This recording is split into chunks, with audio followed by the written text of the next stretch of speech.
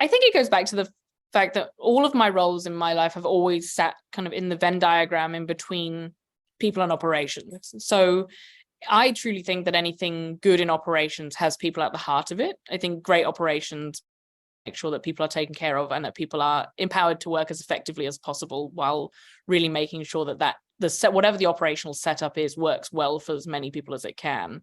And so I've always worked in a space, working in operations in hospitality and then in startups, in really making sure that that kind of space was taken care of. And so people's always been a really big interest of mine. I think following the pandemic, moving into the HR or the people spaces, I think it was more just leaning into that side of what interested me. And so really leaning into, these were teams that I had always worked with and always admired for just the amount that they got done and the amount that happened behind the scenes to really make a smooth HR organization happen. And I think then following the pandemic, really lent into those teams that were working at Canva and working really hard to make sure that experience was seamless. And then really thinking that this was a great team that I would love to work with. And I think having all of those existing relationships and really seeing behind the scenes of what made the magic happen was kind of an inspirational move for me of, well, I want to be part of that. And I think I can bring my operational knowledge into that team, which I think is kind of the new way of thinking in HR of really looking at different backgrounds, not just traditional HR backgrounds, but lots of different backgrounds that make up a great HR team, because you are representing your entire team, which is made up of so many different skills, that it's good to be able to represent that within your own team and have that diversity of skill.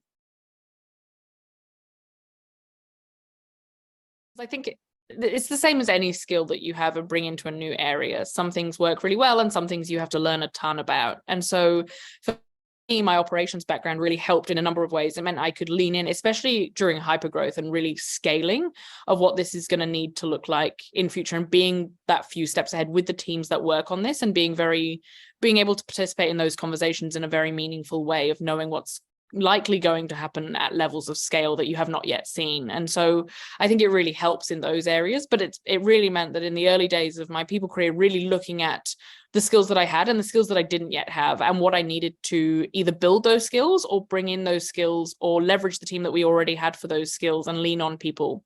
And so, for example, building out a team in people was amazing because we already had this kind of amazing depth of talent from the team that had built until the time that I joined the people role, which meant we could leverage people who knew why we'd made decisions, and they built this kind of fantastic organization. But then also adding additional roles into the people team where we knew we had skill gaps. And so bringing on people in the total reward spaces or in those kind of areas that need more depth of skill, that they're not kind of ones that you can learn very quickly. They need a level of expertise that you might not yet have. And so differentiating the difference between skills that you have that you can continue to nurture and grow versus skills that you need to bring into the organization, and then ensure that they fit together in a really kind of seamless jigsaw way. And so looking back at that kind of level of growth, I think it's different, because I think in the roles that I was in before, that I would give different advice to the role that I was in at Canva. And so I guess it depends on which stage of your growth you are in. If you are in a stage of hyper growth, for example, and really fortunate to be in that position, really what I had tried to do was make sure that I was planning every single step 18 months ahead.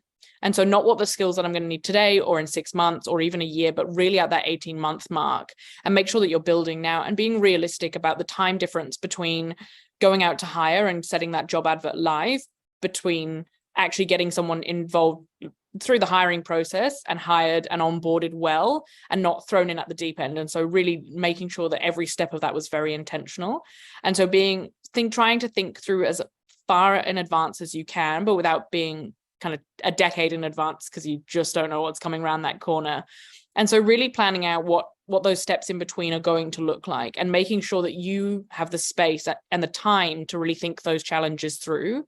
I think in people roles specifically, you're kind of always at the coalface of making sure that you're responding to things, being very responsive, acting in the way that is quick and helpful for people. And also people issues often need an immediate response, and so you're constantly fighting the day-to-day, but making sure that you somehow carve out that time to really think through what you're going to need in the future, and making active steps, even a small step a day towards that future, is incredibly helpful.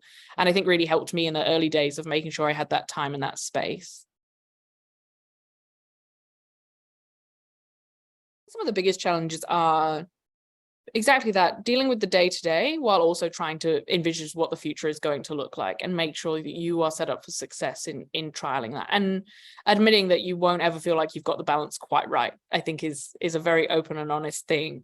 I think there is almost always so much going on in the day-to-day that could take your entire day, but making sure that you're really carving that time out to dream about the future and what's going to be coming around the next corner, and making sure that you're looking around that, which is really hard in a world that's like today with so many turbulent events and so many things going on, but really making sure that you're building that time in to either think about what are the events that happen day to day that you could be better prepared for and spend some active time on those, or thinking about what the future of the organization is going to need in 12, 18, 24 months time, and really thinking through what your HR organization is going to need to support that organization at that time, not the organization of today.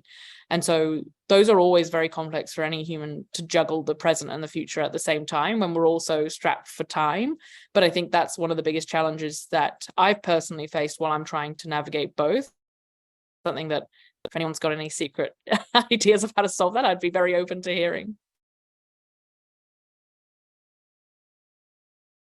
I also think many people, especially in people teams, are always giving so much to others. They don't often take the time to celebrate their own achievements or what's happened in a people organization. And so there have been many of my proudest moments.